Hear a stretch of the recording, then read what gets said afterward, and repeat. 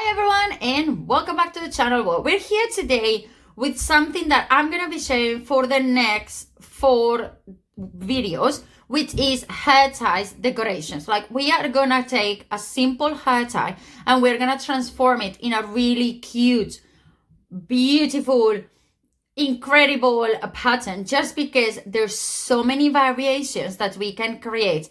I'm going to show you only on the this neon orange yarn. I'm gonna show you the basic and just on one color and stuff like that, but you can go along and you can change the hook size, and you can change the colors, and you can change the styles as you want to create what you're looking for. As you can see here, I have 3 of the styles that I've done, but I actually decided to do a 4th one, which I'm gonna be sharing in as I said, separate videos. So we have one like a flower, then we have another one like a spiky, and then we have this one. This one is a combination of stitches, so that's why it's not that simple. And we're gonna make another one that is gonna be a lot more simple, that is just gonna be based on single crochets. But here I have the example of this one. You can see how pretty it is when you do 2 colors, the contrast that is great, as long as you have yarns that match properly. As I said, for this video, I'm just going to be using this one. And by the way, this yarn called for a 5mm. So you always have to go slightly lower on your hook, just because you want these patterns to look quite tight. You don't want them to be loosed up, because they are not going to look good. And we have to cover the entire hair tie. So we need to make sure we are covering. Like you can see, you cannot say that there is a hair tie inside of it, but it is. Okay, look at this flower as well. You can always come and do different colors for the petals, and that's gonna be gorgeous. This one is super easy to do as well. And the black one I didn't finish because I didn't have yarn enough, but it's as well a really pretty one that I'm gonna give you the full step by step. So you can see they are really easy to do in no time, and you can easily make a bulk of them, take a couple of yarns and create different designs. Buy one of these packages that have like plenty of hair ties, and let's get along with the step by step of how to do these beautiful hair ties for either grown-up or kids. It doesn't really matter, because it's normal, regular size of hair tie. So that's something you also have to keep in mind. By the way, let's get along with the step by step. We're gonna start with a really simple one, and this one is just the basic stitches. So you're gonna start doing a slip knot, and this slip knot will be attached to the hair tie. I decided to use 4mm at the end, because as I said at the beginning, this yarn called for a 5. What you're gonna do is you're gonna attach that yarn to your hair tie, and the way to do it is gonna be based on single crochets. So how many do you have to do? Well, that will depend on how big and how thick your hair tie is. So you have to build as many single crochets as your as you need to cover the entire hair tie. So go along, keep working on them, and this one is our base for every single project that I already shared or I'm about to share in the next few days. So this is the basic way how you're gonna start every single of these. Actually, 4 projects. As I was working along, I decided to do an extra one for you, and they are really simple, they are really easy, and this is why I say you can use 2 colors. In this case, I could have started with a neon orange, and I could have changed for another type of color to make it more like coming out and be more unique and more colorful. That's something you can play with if you have a lot of yarns around. You don't really need much yarn for this project. Obviously, the one that I used for the testing at the beginning of the video, it's quite short. Like, I was just testing to see how does it look like, if I wanted to do it the full round, if I want to do it only half, you know, like it will be visible only on the top when the person put it on, but then on the bottom will be plain. That's also an option you can do. You can always stop and do kind of like, let's call it like half of a moon pattern as well. But the base, which is this one, has to be done all covering your hair tie, because I don't think you want to see the hair tie, especially if you don't have a hair tie that really completely matches the color of the yarn. That's why the black one is really good, because even if I missed some stitches and I was meant to do more or whatever, it will have fade away just because the hair ties are like dark brown and the yarn is black. But in this case, it's really visible, the contrast between one color and another. So obviously we need to keep that in mind at the time of working. If you were to use another color, you can change by now. By the way, bring the tail back with you so you secure that beginning. I know some tails are quite wobbly and then they feel like there's threads everywhere, but the more you secure it, the faster and easier will be for you to work on these projects. Once you have reached the full length of the stitches that you need, as you can see, I'm even squeezing some of them in to make sure it's all covered. We are going to do a slip stitch. So as I was saying, if you were to do different colors, once you do this slip stitch, that will be the end of your first color and you will have to attach the other one. If you don't know how to attach colors, I have shown in multiple videos previously to this one, so you can go and check them. So to do this beautiful pattern, what we're going to do is you're going to chain one after you did the slip stitch, and you're going to do a single crochet on the next 2 stitches that comes.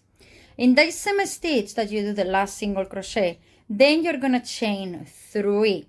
That's going to be the spiky bits, okay? And you're going to go back to the same stitch, and then you're going to make another single crochet over there. So you're building up 2 single crochets on the same stitch, but you have a chain 3 in between. Then again, next stitch, you're going to do 1 single crochet, and then again, another single crochet on the next one, and we chain 3 again.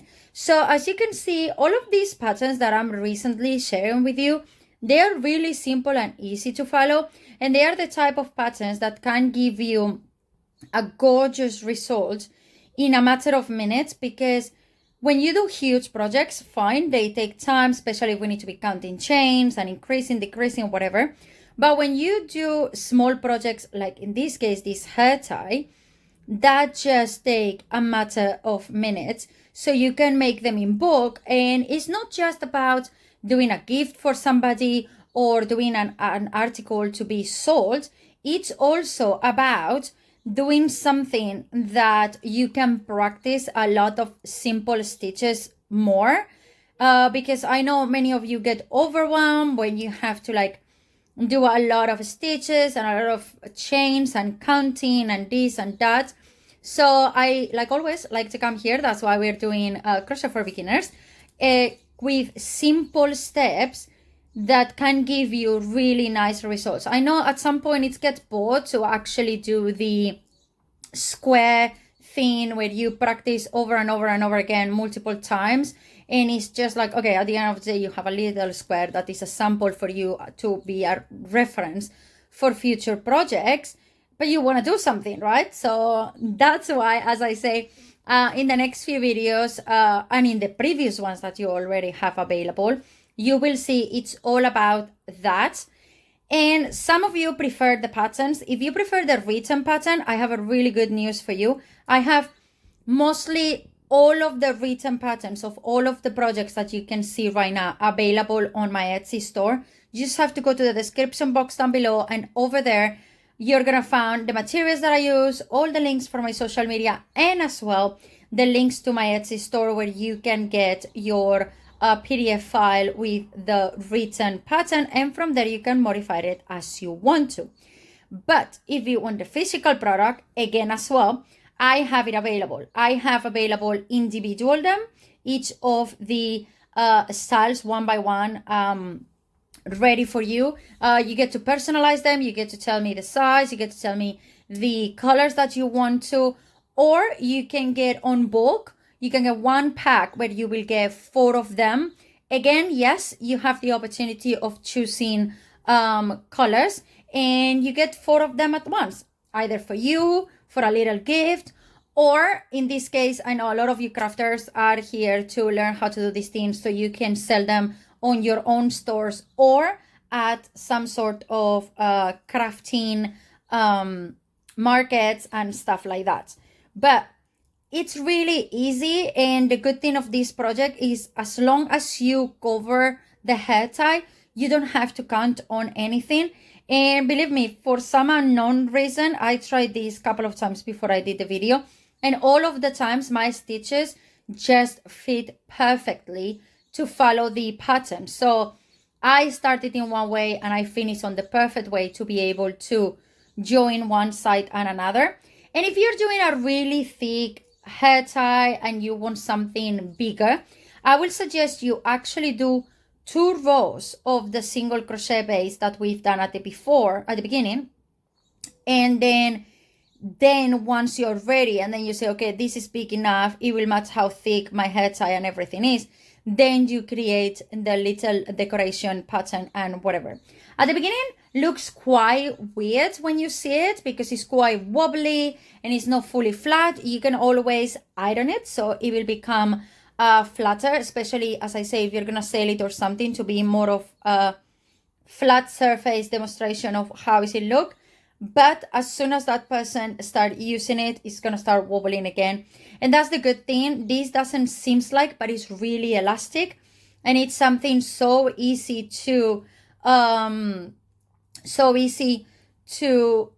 adjust to your hair. Same like if you didn't have the crochet pattern done from the very beginning, which I like it as well. I was really worried of practicing on hair ties and feel like it's not gonna be enough. I'm gonna try to tie up my hair and the crochet is gonna stop me. That's not the case because we are talking about an elastic band. This will only happen if you stretch the headband as much as possible and then you crochet on top of it, because then is when you are not creating any space to be able to stretch up the crochet and give you the flexibility to be a hair tie. To be honest, you just have to keep that in mind.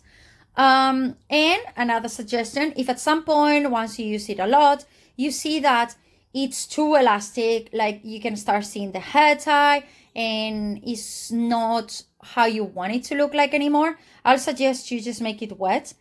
And then once you make it wet, the elastic will go back down, will shrink a little bit, and so will the crochet, and it will just go back to the natural shape it was at the beginning. By the way, I apologize. I'm getting used to this new camera that I'm using.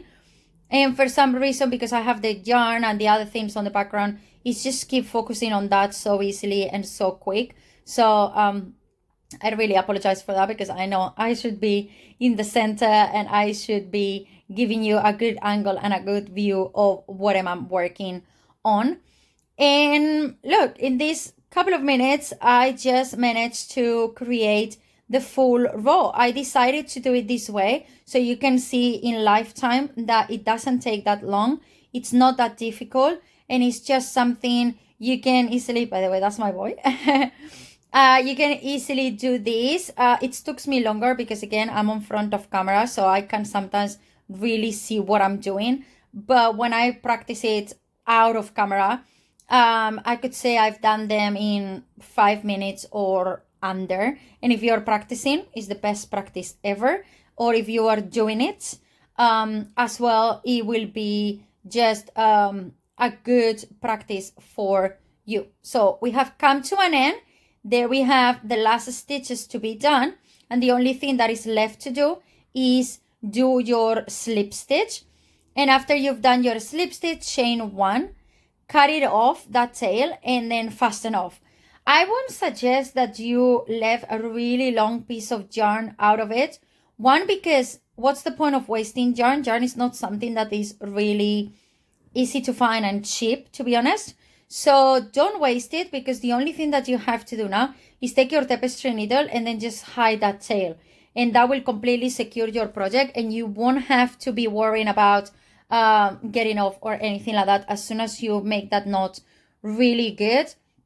And the way to hide it, I will always suggest you cover your needle with the chains, the stitches that you have built up before, and just easily go and bring that tail inside. It's going to be quite tight, so you can either use the tapestry needle, or if it's still really thick, I can suggest you use the smallest hook that you have. Normally, the packets that I always suggest, you get like a 2.0, and that one helps a lot in small projects to pull that yarn away and out of place and hide and be tight around your project. So as you can see, yes, it's a little bit wobbly right now, but look how elastic it is. And like what I say, as soon as you make it more elastic, more wobbly it gets, but it's really pretty. And you saw already before as well, the purple one, how cute it looks when you put 2 different colors into it. But I really hope you're enjoying these videos as much as I'm enjoying doing them for you and demonstrating you so easy and quick projects that you can create and be easy to sell or to gift it to somebody or even use it on yourself. Thank you so much, and I see you on the next one.